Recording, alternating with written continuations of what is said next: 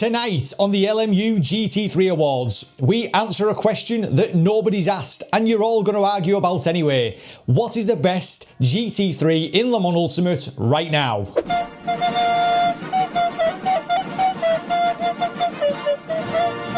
And in sim racing, we really love GT3 cars. They're the great equaliser, the class we all jump into when we want proper racing, but without needing a PhD in aero. They give us close battles, they give us door-to-door racing, and they give us just enough electronics to make us feel like professionals. GT3s are the backbone of sim racing. They're competitive, they're accessible, and the only cars that make us believe just for a moment that we actually know what we're doing. For this test, we headed to Spa.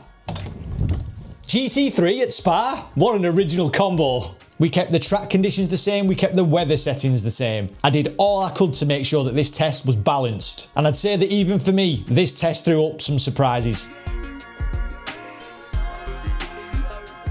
Before we begin, a quick note. My favourite GT3, the Lexus RCF, didn't even make the list, which is interesting because I think it's brilliant. But after the testing, I just couldn't justify putting it in the top 3. So either the results are wrong, or I am, and it's probably the second option. So we'll start in third place, and it's the Porsche 911 992 GT3. Now it's the only car that insists on putting the engine somewhere it really shouldn't be, but it makes it work. It's got fantastic initial turning. Once you turn the wheel, it snaps into the corner like it's eager to impress. But mid-corner's where it gets a bit serious, a bit more difficult. You have to be absolutely on the money with your inputs because the moment you're even slightly off, the front starts to wash out, and on exit you lose all that beautiful rotation that you thought you had.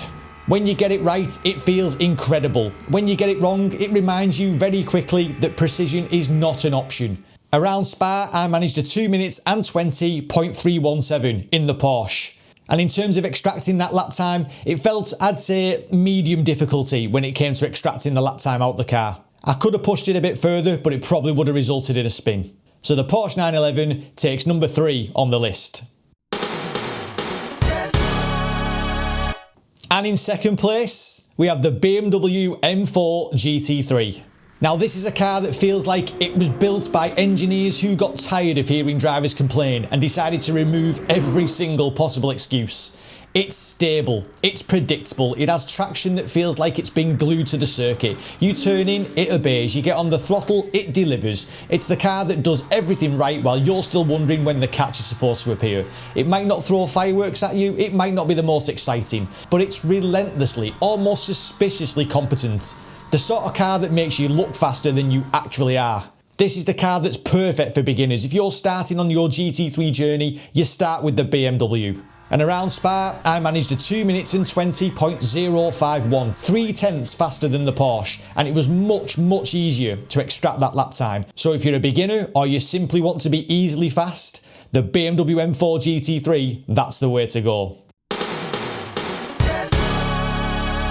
But before we get into number 1, let's have an honourable mention. Now the honourable mention has to be, for me, the Lamborghini Huracan GT3 Evo 2. This one for me is the car where it might not make you win the race, but it will absolutely make you smile. It's light, it's agile, it's mid-engined. It changes direction faster than I do when I walk through the front door and realise Rachel's in a mood. It's dramatic, but a little bit unpredictable. It's expressive, but not chaotic. Every lap it feels like it's trying to convince you just to drive it that little bit harder, but when you do, you'll probably end up facing in the wrong direction. I wouldn't say that it's the fastest, certainly not in my hands. The fastest lap that I could extract was a 2 minutes and 20.1. There was a little bit more in there, but that's the best that I could do.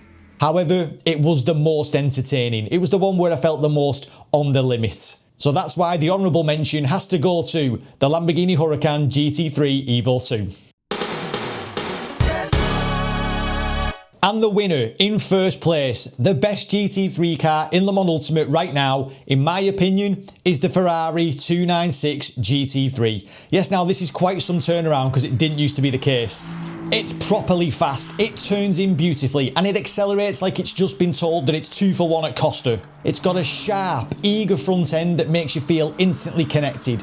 But there is a warning label. It is slightly unstable. Not in a this is going to end badly kind of way, but in a friendly, energetic, I'm excited, keep up with me kind of way. It moves around just enough to keep you awake, but never enough to feel unpredictable or spiteful. It's always in a friendly, catchable manner. It's the car you pick when you want speed, when you want personality, when you want a little bit of spice but without the threat of disaster.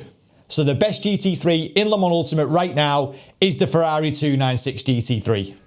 And it's the only car in this test that I could break into the 2 minutes and 19s, 2 minute 19.982. So not only is it exciting to drive, but it's fast as well. But as well as fast, it's easy to extract the lap time from. I'm a bang average driver and I was in the 2 minutes and 19s. So there you have it, the top 3 cars in Le Mans Ultimate right now, and an honourable mention. I think we need a little minute silence for the Lexus RCF GT3. My personal favourite, my go-to car, finished absolutely nowhere in this test. But that's fine, because I love it, and love is blind, which it's a good job, otherwise my life would have been very different. Have you enjoyed this video, or do you want to see the same thing when it comes to the hypercars? If you do, like and subscribe, and let me know in the comment section below. As always, I've been the Reverend. Thank you very much for watching.